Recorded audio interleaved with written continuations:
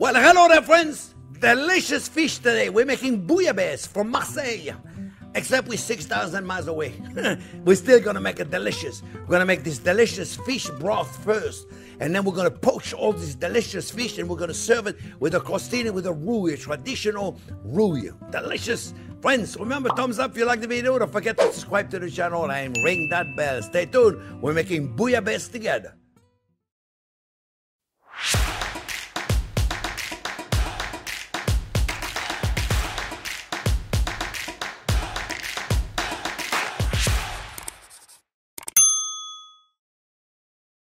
Okay, friends. Well, you know, I'm from Marseille. Actually, I'm from Aix-en-Provence, which is a little bit north, like 20 minutes north of Marseille.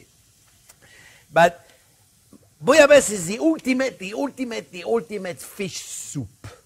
And we're going to make it good. You know, been in the United States for over 50 years. I've learned to make it where it's American friendly, if you will. You know, you can't just make it the way they eat it in Marseille. The way you serve it in Marseille, you serve it with the fish and the head and the bone, and everybody got to go in there and dig in. We're going to make it where you don't have to do any of that, all right? But now we're going to make a beautiful fish soup, my friends. And a fish soup is most important. You got all kind of vegetables. You know, I'm doing a lot because I got a big pot. And I like to make a lot because I got plenty of room in the freezer so I can make a lot. I recommend you make it as big as you can make it because it freezes beautiful. And with a fish soup stock, you can make sauces, you can make soup, you can do anything. You can make biscuits, you can make all kind of stuff. So what you need, which is most important, friends, you need a relationship with your fishmonger.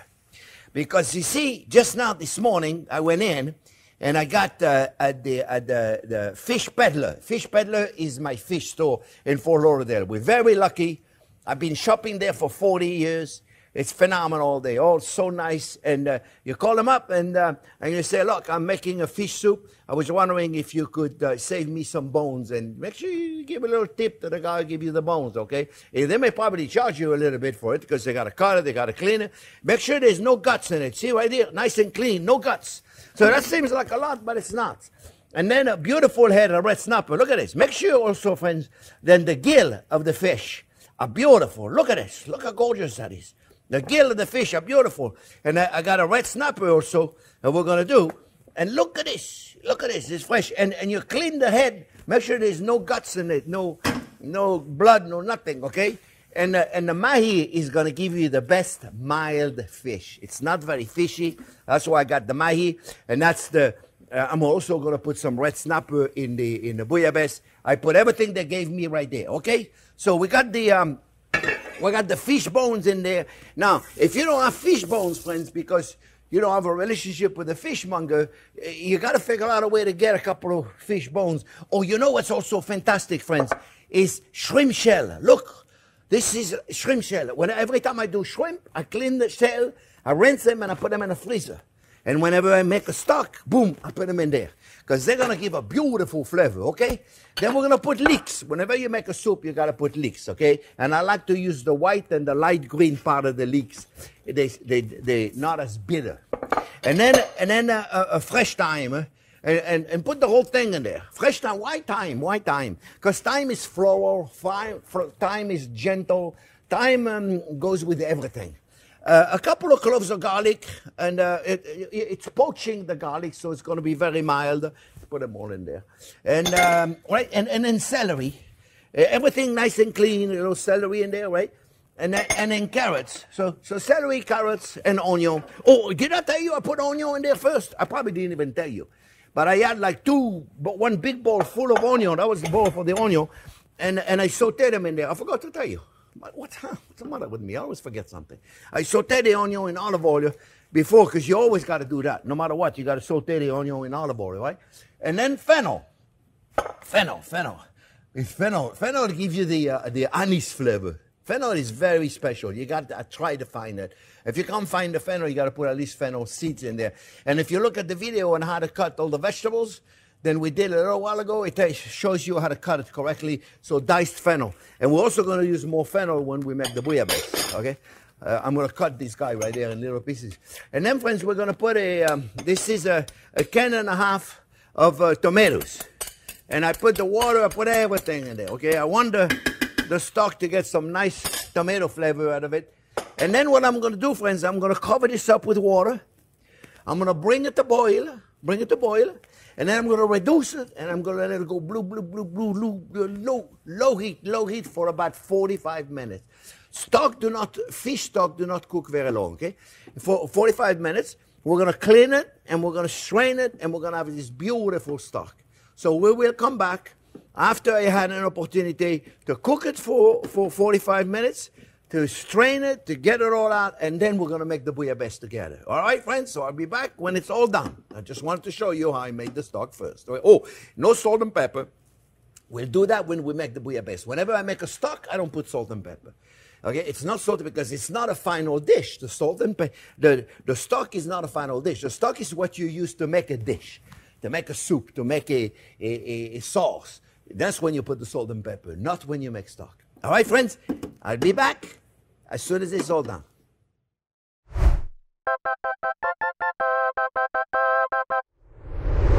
Okay, friends. Well, look. You know what? I'll show you that later. I want to let you know because we got to get going. We got the onion going over there. Now we're making the easy part. The difficult part is to make the stocks. I'll go back to that in a minute. The fun part now is to cook the fish. Because the hard work is done. We'll talk about this in a minute. I got onion going in a pot, okay? I am going to put a fennel that I cut very small. You see, that was the fennel I was showing you earlier. You see, I cut it very small. Remember, there's a video to show you how to do it. You can do that. I got leeks again, okay? It seems redundant, but the reason why I like to do this also, my friends, is because, you see, a lot of you are not going to take the time to do that because you don't have time.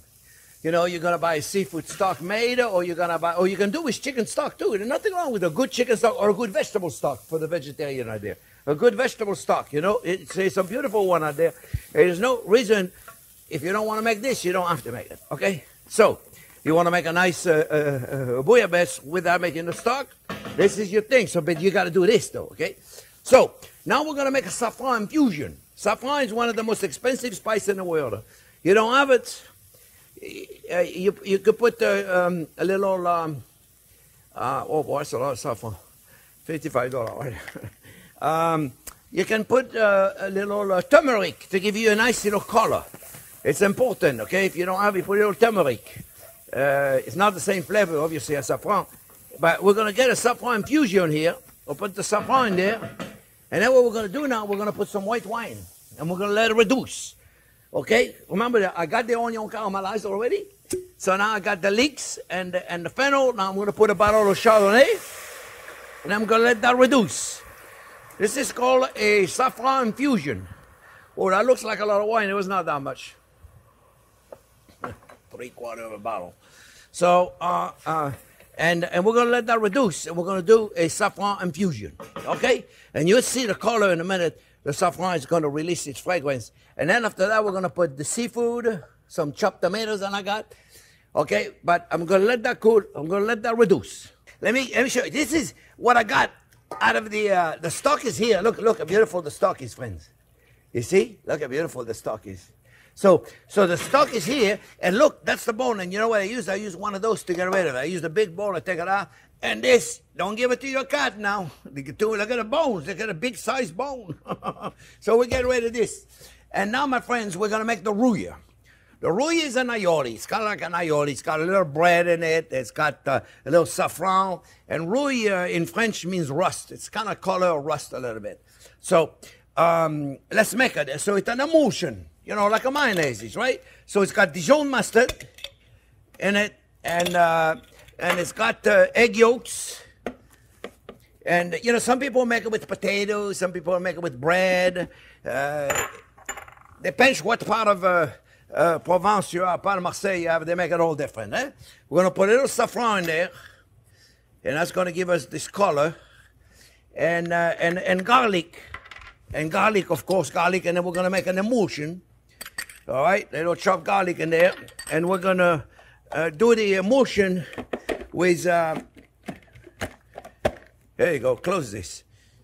There you go. And we're going to put the olive oil, and we're going to let it turn, and we're going to make the emulsion first, and then we're going to add the bell peppers, roasted bell peppers, and then we're going to add a little bit of harissa. It's not exactly traditional to add the harissa, but I like a little heat in there. So, you know, I like to do things that are not necessarily traditional. By the way, I pour slowly. I don't have to pour slowly because if you have a good food processor, at the end of the day, the food processor feeding tube, you see, will pour it in slowly. That's if you have a good food processor. If you have one of them Black & Decker, they want to make the deep drills and all that, they don't know anything about food processor. So they don't have little holes in there to feed it. We're going to get the emulsion going. And then when we have like a mayonnaise, you can do this by hand. You know, if you don't have one of those, you can do it by hand. And then you can add the bell peppers, which you have to smash, in which case you'll have to use a thing. And you know what I'm talking about, right? It's a stone, and I got one of those. It's like an antique. And you can use a pestle. I know the one thing is called a thing and pestle. I forget the name of it. But you know what I'm talking about. You probably have one. And let's see how we're doing in there, friends. Let's see how we're doing. I'm going to show it to you. Because you probably can't see through the... See now, look. See, we got a nice emulsion. See right there, my friends? It's a nice emulsion. All right? So now we're going to continue with the emulsion.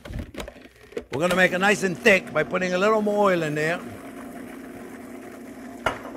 And then I put the garlic in there. Then we're going to put the bell pepper. I'm using a roasted bell pepper. You can use... if you don't have a roasted bell pepper, then don't put it in. It's okay. It's still going to be delicious, my friends, okay? Put it in there. And then we're going to put harissa. Like I said, the harissa is not traditional. Harissa, it's a wonderful little hot sauce. Gives a fabulous flavor, my friends. And now we're going to put the bread in there, okay? Chefs put different kind of bread in there. I like to put a little bit of the brioche bread because it's nice and dense and it gives a beautiful texture. You don't have to put it on there if you don't want to, my friends, okay? So look, we have it right there. And right there you got a beautiful aioli, you see? Look, it's a beautiful aioli. So you can put it on the toast directly. I have a little toast right there. You can put them right on the toast like this.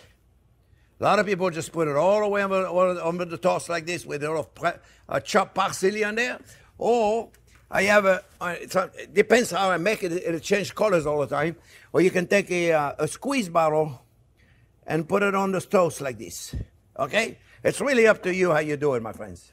Doesn't matter. Either way you make it, it's going to be delicious. Let's go back to our reduction, our wine reduction right there, and then we'll get into the fish. You're good, Jack? You got me back? All right. So now, this is a base. As you can see, the saffron has released color. It looks beautiful in there. Let's go see what we got here, friends. You see, look, beautiful color. All right? So now, see, the yellowish color comes from the saffron. We're going to put our tomatoes in there. Those are just chopped tomatoes. And now let's talk about the seafood, okay? Let's put the stock in there too. Now we got our stock. And this is the easy part. Okay, aioli you can make it in the afternoon. The soup you can make it the day before. Okay, this is like the end of it is very simple, my friends. You see, you're preparing everything. This is the base of your soup. You see right there, my friends? This is going to be delicious, I promise you. Now we're going to put the salt and pepper. Remember, we didn't put any salt and pepper. So now we got a salt and pepper. All right, because it's got no, well, that's pepper. Let me get the salt right there. That's the black pepper. Somebody switched the color. There you go. You'll come back over there. We'll put the salt. We got to put salt in there now because there's no salt. All right. Now let's talk about the fish. Let's bring this to boil. Okay. Now let's talk about the fish. I got mussels. We're going to put those at the end. I got beautiful sea scallops. Look how gorgeous they are. Beautiful scallop. Usually I give one per person. I got some beautiful halibut. halibut. Halibut is beautiful. I cut them in about bite size. And I got beautiful grouper. Look how gorgeous this grouper is. This fish, beautiful fish doesn't smell. A lot of people are afraid of fish. It doesn't smell. Good fish does not smell at all. And look how beautiful this grouper is. Look at this snapper. This is that we're going to wait at the end, my friends, to put that in. We're not going to put that in right now because it's too small. So we're going to put it at the end, you see. We'll cut it in like bite-sized pieces, kind of like. And then we'll put them at the end. Because this is going to cook very fast. All right? And this, if you have a dinner party, you want to make a bouillabaisse in advance, let me tell you, my friends, this is going to be fantastic. So I'm going to wait for a second for this mixture to come to boil. And then I'm going to start putting my fish in. I'm not going to put it all at once. Because the scallop are going to take a little bit longer to cook than the rest of the fish, especially the snapper is going to take a second. So I'm going to wait for this to boil. And I'm going to get my plate ready. I'm going to get my costini ready. And I'll be back and we finish cooking the fish. Okay, friends? I'll be back in a minute.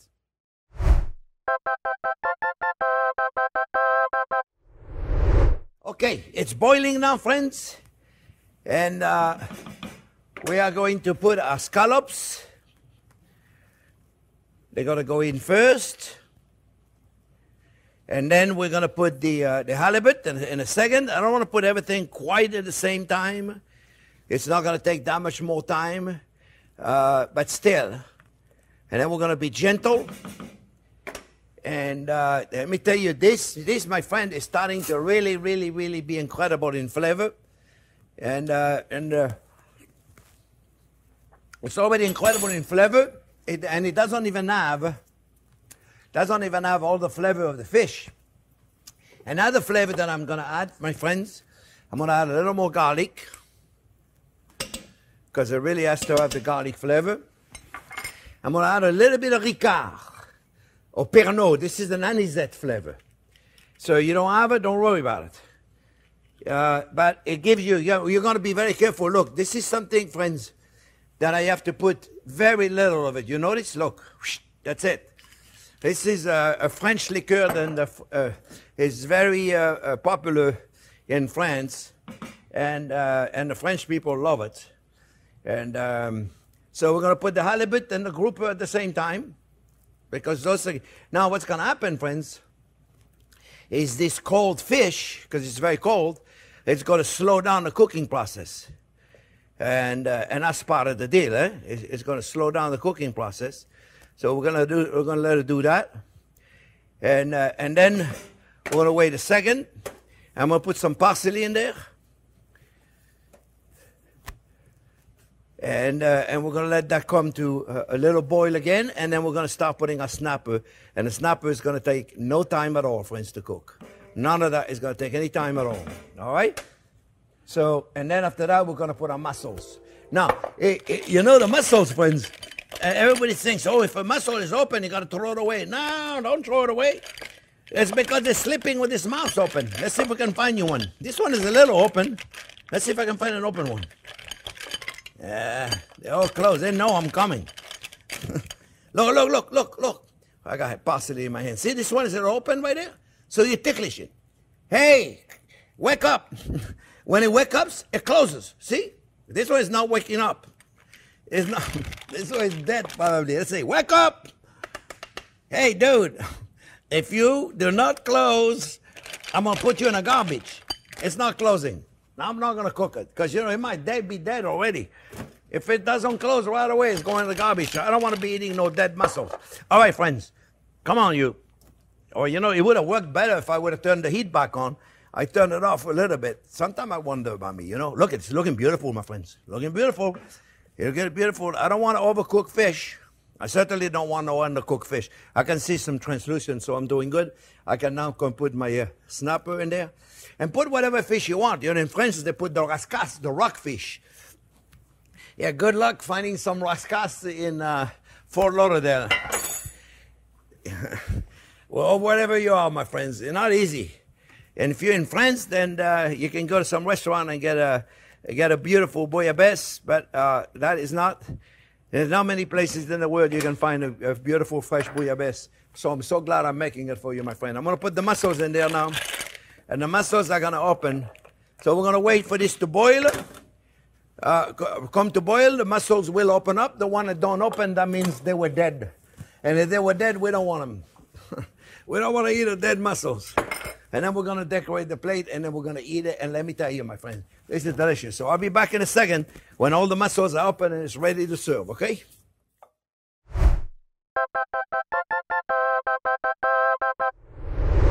Okay, friends, it's ready. You know, this is a labor of love, my friends. This is not something, then you decide the kids are hungry. Let's make a bouillabaisse, eh? You got to plan, and obviously, but you know, if you make the broth in advance, my friends, let's say you make the broth in advance, right? All you got to do is cook the seafood at the last minute. And this is not that big of a deal, I promise you, eh? So you see right there, we got beautiful. Now you take the mussel. I'm not going to burn my hand because I usually have tendency of doing this. And this guy's not open. Go back in there, you. You're only when they open, eh? If they're not open, they're staying. They're mostly open. Usually when they open, they're good to go. Yeah, look at this. Right there. And then what we do, we take let me take a ladle so I don't make a huge mess, my friends, because I know me. I can make a mess. Now, you know, it's supposed to be liquid like this, but if you like it a little thicker, sometimes, I got to be honest with you, sometimes I put a little cornstarch just to get it a little thicker. It's really up to you, my friend, okay? However you want it, all right? Oh, you know what you should do also? I saved some of the fronds of the of the fennel. I usually save some. Then you put it as a decoration. And you watch, with my luck, I didn't save them. Did I? Oh yeah, I save them. You see, I save them. I like to save them. So you put a nice frond right there to remind everybody, friends, that it's got fennel in there. You know, you don't have to overdo it. Okay, Jean-Pierre, don't overdo it. I'm talking to myself. I do that a lot. Have you noticed that? And right there, my friend, oh. And you know what you do now? You take your crostinis. Right there, you can do 2 or 3 per plate. It's really up to you. You see? And right there, my friends, you have yourself a beautiful plate. 2, 3 crostini, 4, 5, 17, however many you want. I hope you like it, my friends. I love making it up for you, like I said. If you have it already in advance, the stock, you can make it 17 years ago, yeah, and keep it in the freezer. It lasts a long time, and you can make it as a soup. It's delicious. All you got to do is cook the seafood at the last minute and make the roux or make an aioli. It's very simple. Eh? I'm just going to have a bite of it, and it's beautiful. Look at this. Look at this, my friend. I think I'm going to be in love. Oh, yeah. Oh, yeah.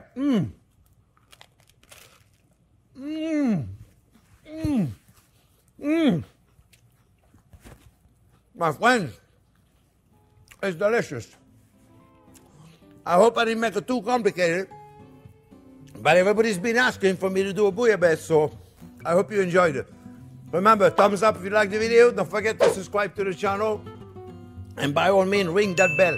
Thanks for watching the video. Thanks for watching the channel. You guys are fantastic. We love you.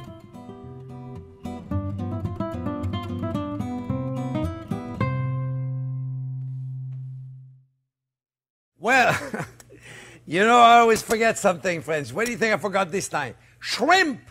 I forgot to put the shrimp. So I got them right here. The beautiful thing about this thing, I don't need to start all over again. I can just take my shrimp and look. So if you forget something, don't do like me. But if you forget something, my friends, just put them in there. And just add it to your soup. Add it right there. As soon as they cook, boom. And I'm going to add all that broth, because that broth will have a delicious flavor of the shrimp juice. So I'm going to add all that to my soup. All right, friends? I'm going to do it. I'm going to cook them up. I'm going to enjoy it. Again, thank you for watching. We'll see you soon, friends. We love you. Okay, they're beautiful. They're going back now. Yes. Look how gorgeous they are. You don't want to overcook them. You don't want to overcook shrimp. There we go. Right in there. They look like they were there the whole time.